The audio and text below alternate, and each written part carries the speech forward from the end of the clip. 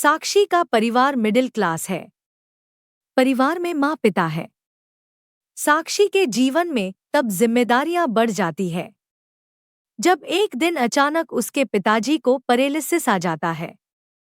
साक्षी पर अब उसके छोटे भाई और एक छोटी बहन के साथ पिता के इलाज और घर चलाने का बोझ आ गया है।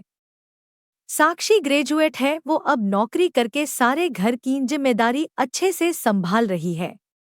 उसे अब अपनी फैमिली के अलावा कुछ नहीं दिखाई दे रहा है। पिता और माँ को साक्षी पर गर्व है। साक्षी ने इस दौरान कई अच्छे रिश्ते को मना कर दिया। इसमें से कुछ उनके रिश्तेदार ने बताए थे, इसलिए रिश्तेदार अब साक्षी से थोड़ा जलने लगे। साक्षी को एक लड़का रचित कुछ दिनों से फॉलो कर रहा होता है। बना लड़के को साक्षी अवॉइड करती है, लेकिन उस लड़के रचित का रिश्ता लेकर उसकी माँ उनके घर आती है। वो लड़का अच्छी पैसे वाली फैमिली से था।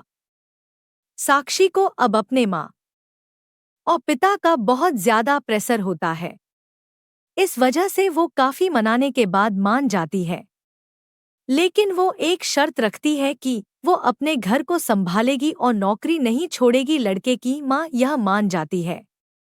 शादी होती है। शादी के लिए वो खुश है। शादी के पहले वो लड़के से मिलकर बात करना चाहती है, लेकिन लड़के की तरफ से कोई पहल नहीं होती तो वो भी कुछ नहीं करती। जल्दी में शादी करवा दी जाती है।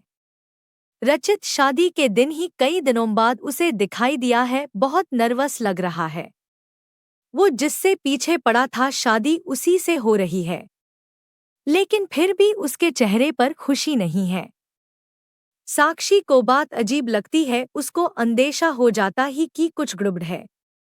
सुहागरात कीनसेस पर वो बैठी है और बाहर से कई मर्दों की आवाज आ रही है। तभी वो बैठी बैठी सोचती है कि वो उन्हें आवाज से कैसे पहचानेगी, क्योंकि अभी तक उसने उनकी आवाज सुनी ही नहीं। और फिर रचित कमरे में आता है। चेहरे का रंग पूरा उड़ा हुआ रहता है।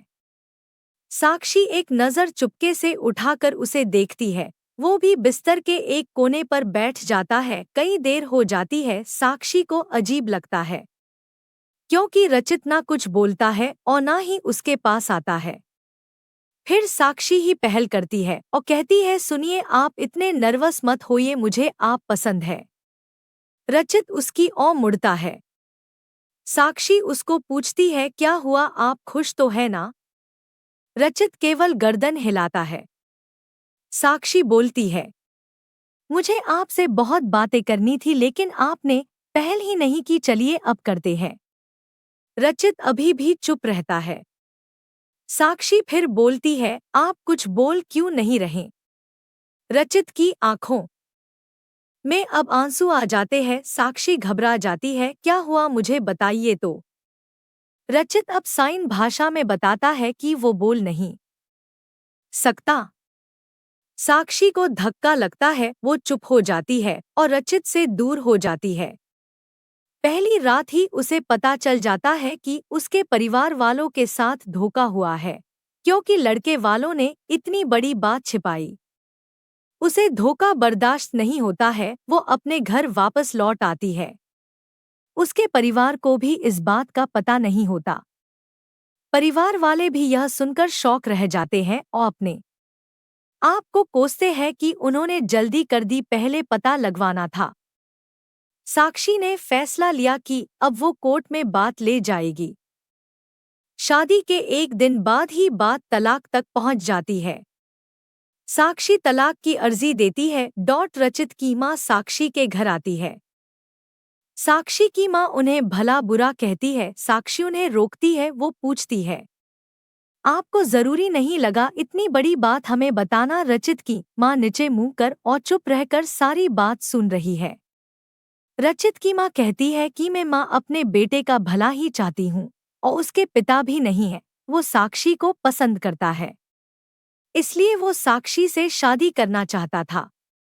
मैंने हिम्मत की बोलने की, मगर मैं कर नहीं पाई। फिर मुझे डर भी लगा। क्योंकि पहली बार उसने कुछ करने को कहा उसने तो मुझे बोला था कि तुम्हें सब बता दूं और मैं चाहती भी थी लेकिन नहीं कर पाई। मैंने रचित को भी झूठ बोला कि तुम मान गई लेकिन शादी के पहले उसे पता चल गया कि मैंने उसको झूठ बोला है तब तक देर हो गई थी। इसलिए वो खुश नहीं था। साक्षी शायद तुम मुझे समझ पाओ। साक्षी अभी भी गुस्से में है। वो बोलती है कि मुझे रचित के ना बोलने से कोई प्रॉब्लम नहीं है। गुस्सा इस बात का है कि आपने धोखा दिया, झूठ बोला और वो मुझे बर्दाश्त नहीं। तलाक की अर्जी के बाद रिश्तेदार तो साक्षी और उसके परिवार की इस हालत पर खुश है। वहीं तलाक में अभी कुछ महीने का समय है। साक्षी अब अपने घर पर पहले की जीवन शैली पर लौट आती है। वो जॉब पर जाती है और कुछ दिनों बाद फिर रचित उसे दिखाई देता है।